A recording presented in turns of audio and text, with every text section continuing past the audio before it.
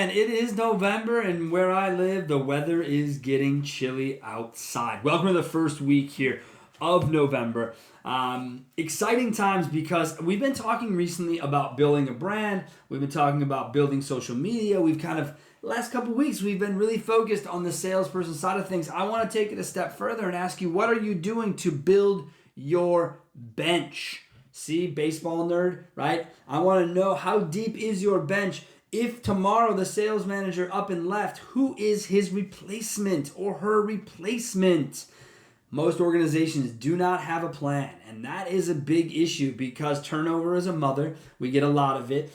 People are always trying to find different gigs that suit themselves. They go up and leave. Last week I talked about social media. People get up and leave dealerships because they can't be themselves. They can't be their brand. They're looking for other stores.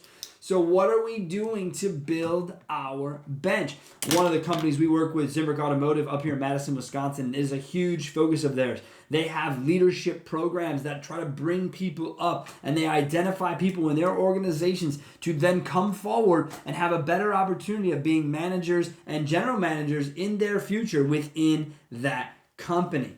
Now, they're one percenters on that, and I know that about them because I haven't heard it very many other places. I will tell you, when I ran stores, what I tried to do was I tried to make sure that when you built out your bench, you had quality individuals on the low end and the high end. And look, even if you hire a detailer, that doesn't mean that guy can't turn into a salesperson. That's what's happened to me. That's what's happened to James Baining. Any of you know him? I heard his story. That same thing happened to him, detail into selling cars. So remember, anyone you hire can have a future place in your organization. Maybe the detail kid goes into service. Don't just hire people and put them in a box and keep them there. You're doing everyone a disservice, including you and your organization. And I don't like to hear it.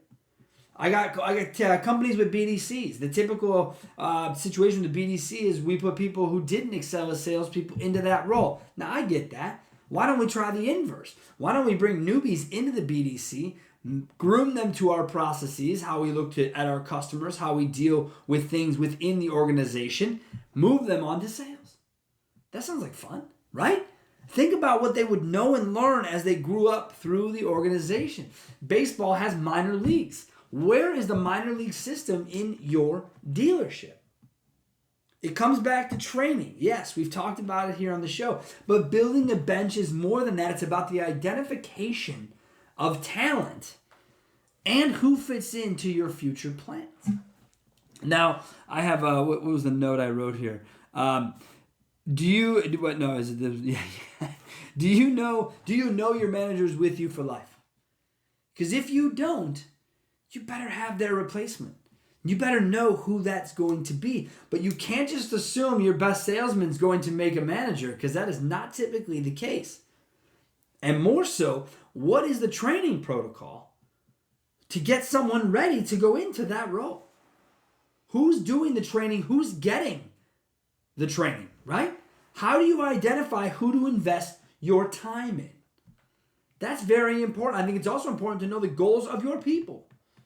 First person I ever interviewed with for a big-time car job was out in Colorado. First thing he wanted to know was if I wanted his job. Now, I felt sort of set up at first. I thought to myself, how do I answer this? But the answer was yes. That's why I'm here. Turns out that's the answer he wanted to hear. He did want me to want his job because it showed that I cared. So when I did my first interview, I asked the same question. And funny enough, the young man that I interviewed back in 2004, and he did tell me he wanted that job of the general manager, I still follow that guy. And as a matter of fact, I just started working with him again. He's become the VP of operations for the group that I worked for, that I hired him for back in 2004. You're talking 15 years, that human being is now a VP of operations. Now, that isn't a story you'll hear all the time, but he was brought up in the organization the right way by me and the people above me. After I left, they continued that growth plan because they identified him as the future of their organization on a leadership side. It's a big, big deal. And I want people to realize that if you don't have your organization figured out from who's next, you're already behind the curve. So go back today, after you're done with this episode, and start to look at all of your people in the organization, from detailer to general manager, and make sure that you know who can slot in and has the opportunity to take that next job. All right? I'm huge about building a bench. I think it's extremely important to understand who your people are and who they can be in the future. I'm going to leave it at that. So thank you guys so much for joining me this week. I do truly appreciate it. If you have, if you're into the iTunes side of things, we're there.